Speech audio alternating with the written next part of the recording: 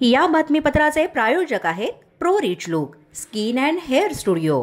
नमस्कार, पोलीस माझा न्यूजच्या बातमीपत्रात आपलं सगळ्यांचं मनापासून स्वागत। विजयादशमीच्या सर्वांना खूप खूप शुभेच्छा।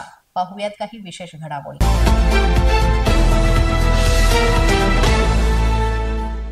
धाराशिवच्या तुळजाभवानी मंदिरामध्ये तुफान हाणामारी झाल्याची घटना घडलेली आहे।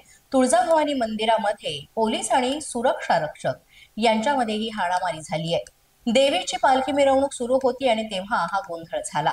भाविकांच्या सुरक्षेसाठी नेमलेल्या पोलीस आणि सुरक्षा रक्षकांमध्ये अशा प्रकारे हाणामारी झाल्यामुळे मंदिराच्या सुरक्षेचा प्रश्न ऐरणीवर आलाय। महाराष्ट्रातून आजच्या दिवशी हजारो संख्येनं भाविक मंदिरात दाखल झाले होते। पहाटे देवीला 108 साड्यांचं धिरड बांधण्यात आलं आणि त्यानंतर देवीची नगरच्या मानाच्या पलंगवातीमध्ये मिरवणूक निघाली। यावेळेस ही पालखी पिंपळाच्या कट्ट्याजवळ आली असता बाजूला उभे राहण्याबाबत हा वाद सुरू झाला आणि याचं रूपांतर हाणामारीमध्ये झालं। यामध्ये सुरक्षा रक्षक हे मद्यधुंद अवस्थेत होते असंही नागरिकांनीही ते म्हटलेलं आहे। यावेळेस अनेक भाविकांनी याबाबत तक्रार केली आणि पोलिसांनी या सुरक्षा रक्षकांना बाजूला होण्यास सांगितलं आणि त्यावरून हा वाद चिघळला असं म्हटलं जातंय।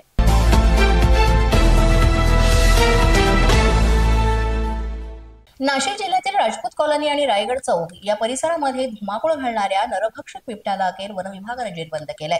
क्रमांक 4 असलेल्या या बिबट्यामुळे परिसरातील नागरिक आणि शेतकरी मोठ्या धोक्यात जगत होते। गेल्या काही दिवसांपासून शेतामध्ये काम करणारे शेतकरी बांधव तसंच रोजंदारीसाठी घराबाहेर पडलेले नागरिक या बिबट्याच्या सततच्या हालचालीमुळे भीतीच्या छायेत होते। अखेर वन विभागाने रेस्क्यू ऑपरेशन राबवत नरभक्षक बिबट्या क्रमांक 4 ला यशस्वीरित्या पकडलेला आहे। या कारवाईमुळे नागरिकांनी सुटकेचा निश्वास सोडला असला तरी परिसरात अजूनही बिबटे असल्यानं धोका कायम असल्याची भावना लोकांमध्ये आहे। त्यामुळे उर्वरित नरभक्षक बिबटे तातडीने पकडावेत अशी मागणी सुद्धा शेतकरी आणि नागरिकांनी वन विभागाकडे केली।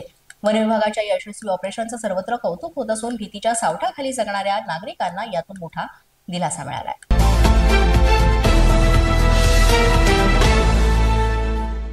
नांदेडमध्ये नुकसानीचा धक्का सहन न झाल्यामुळे पिता पुत्राचा मृत्यू झालेला आहे। गळफास घेत मुलानं मृत्यूला कवटाळलं तर मुलाच्या मृत्यूच्या धक्क्यानं पित्यानं देखील आपले प्राण सोडलेले आहेत। अतिशय हृदयद्रावक ही घटना घडली। नांदेड जिल्ह्यामध्ये अतिवृष्टीचा तडाखा सध्या पाहायला मिळतोय आणि आपल्या उभ्या पिकाचं नुकसान झाल्याने एका 48 वर्षीय शेतकऱ्यानं गळफास घेत आत्महत्या केली। नुकसान सहन न झाल्याने या शेतकऱ्यानं झाडाला गळफास घेत आपली जीवनयात्रा संपवली। त्यानंतर आत्महत्या केलेल्या शेतकऱ्याच्या वडिलांना ही घटना समजतात अवघ्या 12 तासांमध्ये त्यांनीही आपले प्राण सोडले।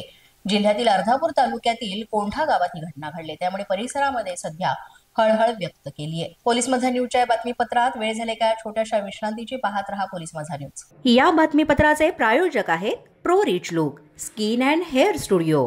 विश्रांतीनंतर पुन्हा एकदा पोलीस माझा न्यूजच्या बातमीपत्रात आपलं मनापासून स्वागत।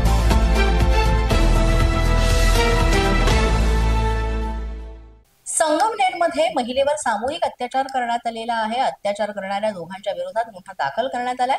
महिलेला जीवे मारण्याची सुद्धा धमकी देण्यात आली होती आणि त्यानंतर आता पोलिसांनी याबाबत गुन्हा दाखल केलाय। महिलेवर सामूहिक अत्याचार करणाऱ्या दोघांच्या विरोधात गुन्हा दाखल करण्यात आलाय। तसंच अॅट्रॉसिटी गुन्हा दाखल झालेला आहे आणि पोलिसांचा तपास सुरू आहे। अॅट्रॉसिटी ॲक्टमध्ये गुन्हा दाखल झालेला आहे। याच्यामध्ये आपला त्याच्यामध्ये 2 आरोपी आहेत। सध्या आपण गुन्हा दाखल करून या आरोपींचा आपला शोध चालू आहे। त्याच्या गुन्ह्याच्या अनुषंगाने सुद्धा आपला तपास चालू आहे।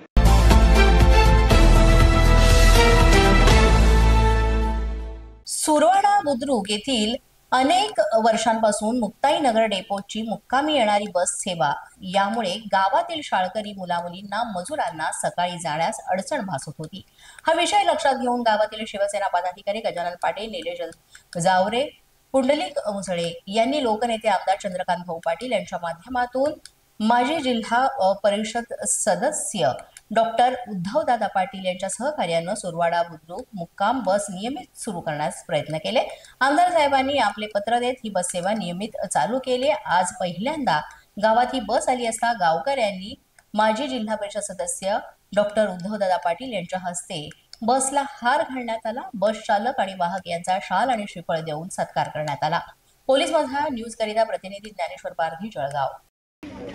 गरिबांची असो का श्रीमंताची असो कोणताही भेदभाव न करता सेवा करणारे आमचे माजी जिल्हा परिषद सदस्य दादासाहेब, आमचे गुरुवर्य डॉक्टर उद्धव पाटील हे आपल्याला 2 शब्द सांगतील अशी मी त्यांना विनंती करतो। आज या ठिकाणी आमच्या दोन्ही सुरवाड्याच्या ग्रामस्थांच्या दृष्टीनं आज अतिशय आनंदाचा दिवस आहे. मंगळवारचा दिवस आहे, नवरात्र आहे, अष्टमीचा दिवस आहे आणि आज अष्टमीच्या दिवशी आमची ही माऊली येते. आज आमच्या गावी की जी 14 वर्षाचा वनवास संपून आज आमच्या गावी येते आहे अष्टमीच्या दिवशी. खरोखर मी साऱ्या सुरवाडेकरांचं मनापासून अभिनंदन करतो.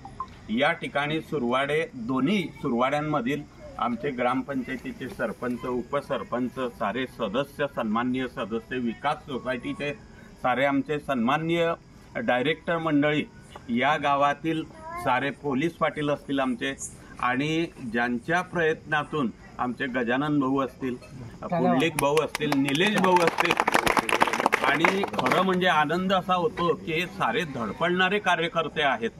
तर आपल्याला आपल्या ग्रामीण भागाची, खेड्यांची प्रगती जर करायची असेल तर आमच्या शेतकऱ्यानं एखाद्या वर्षी चांगलं पीक काढलं तर त्याचा एका वर्षीचाच अर्थसंकल्प चांगला होतो. मात्र आमची ही आज शाळेत जाणारी पिढी, जिला शिक्षण मिळणं सुकर जर झालं तर उद्याच त्या विद्यार्थ्यांमधून मोठे लोक घडणार आहेत.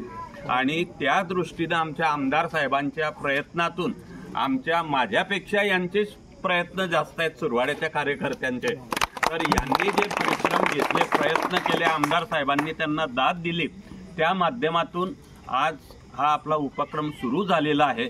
आमच्या शाळकरी मुलांचा रोज ज्यांना येणं जाणं करावं लागते त्या साऱ्यांचाच, मुक्ताईनगरपासून या सुरवाड्यापर्यंतच्या मार्गावरील सर्व गावच्या मंडळींचा एक फार मोठा त्रास हा या निमित्तानं वाचणार आहे. भाऊंनी जसं सांगितलं की आता आमची गाडी बंद पडता कामा नये. खरोखर आपण साऱ्यांनी आपल्या एसटीला सहकार्य करून आमचे जे बिचारे ड्रायव्हर, कंडक्टर या ठिकाणी रात्री अपरात्री त्रास सोसून ते या ठिकाणी मुक्कामी राहतात, आपलं घरदार सोडून, त्यांना सुद्धा सहकार्य करणं ही आमची प्राथमिक जबाबदारी आहे. आणि खरोखर आपल्याला जर आमच्या मुलाबाळांना पुढे न्यायचं असेल तर एक एक त्यांच्या शिक्षण कामी निर्माण होणारे अडथळे जे आहेत ते अशाच पद्धतीनं आम्ही दूर केले पाहिजे, ज्याच्यामध्ये की माझ्यासारख्यानं सुद्धा तुमचं माझ्यावर फार मोठं कर्ज आहे सुरवाडेकरांचं, की त्यांनी मला मागच्या वेळेस जिल्हा परिषदेला अतिशय चांगल्या मतांनी निवडून दिलं होतं. आणि हे ऋणानुबंध भविष्यात कुठे पदावर जातो नाही जात तो विषय नाही, परंतु तुमचे जे भाऊबंध जुळलेले आहे, माझ्याशी जे ऋणानुबंध जुळलेले आहेत ते आयुष्यभर मी कायम जपण्याचा प्रयत्न करणार आहे. या ठिकाणी आपल्या शेतकऱ्यांच्या मुलांना कुठेतरी भविष्यात ते मोठे अधिकारी व्हावेत या दृष्टीनं केवळ एसटीची सोय नाही, त्यांना पुस्तकं जर लागत असतील, स्पर्धा परीक्षांसाठी पुस्तकं लागत असतील, ते मिळवून देण्याचं सुद्धा आपण काम करूया. आपल्या गावामध्ये आपण एखादं अभ्यासिका सुरू करा, त्याला सुद्धा गजानन भाऊ आपण सर्वजण मिळून हातभार लावून अभ्यासिका चालेल, पुस्तकं लागले आणखी आपण देऊ पुस्तकं. आणि सर्वात महत्वाची गोष्ट, पोलीस भरती असेल, सैन्य दलाची भरती असेल, त्याच्यामध्ये जर मुलं त्यांना व्यायामाकरता, रनिंग करता, जॉगिंग करता काही साहित्य लागत असेल तर ते सुद्धा आपण निश्चित देण्याचं काम करूया. आणि या तरुण पिढीला घडवण्याचं काम या माध्यमातून आपण करू. पुनश्च एकदा साऱ्या विद्यार्थी वर्गाचं मी या दृष्टीनं अभिनंदन करतो की आज त्यांचे एक होणारा जो त्रास आहे तो वाचलेला आहे आणि पुढेही आम्ही त्यांच्या समवेत राहू. एवढे बोलून मी 2 शब्द संपवतो. जय हिंद. मुलांचं काय म्हणणं? पोलीस माझा न्यूजच्या बातमीपत्रात आज इतकंच. तुम्हाला आमचं बातमीपत्र कसं वाटतंय याबाबत अवश्य अभिप्राय कळवा. यासाठी पोलीस माझा न्यूजचं युट्यूब चॅनल सबस्क्राईब करा. तसंच आमचं फेसबुक, इंस्टाग्राम आणि ट्विटर अकाउंट फॉलो करा. अधिक माहितीसाठी आमच्या www.policemazhanews.com या वेबसाईटला भेट द्या. आमचे अधिकृत प्रतिनिधी व्हायचं असेल तर स्क्रीनवर दिलेल्या क्रमांकांवर आजच संपर्क साधा. आजच्या बातमीपत्रात इतकंच. पुन्हा भेटूया पुढील बातमीपत्रात. तोपर्यंत पाहत रहा पोलीस माझा न्यूज.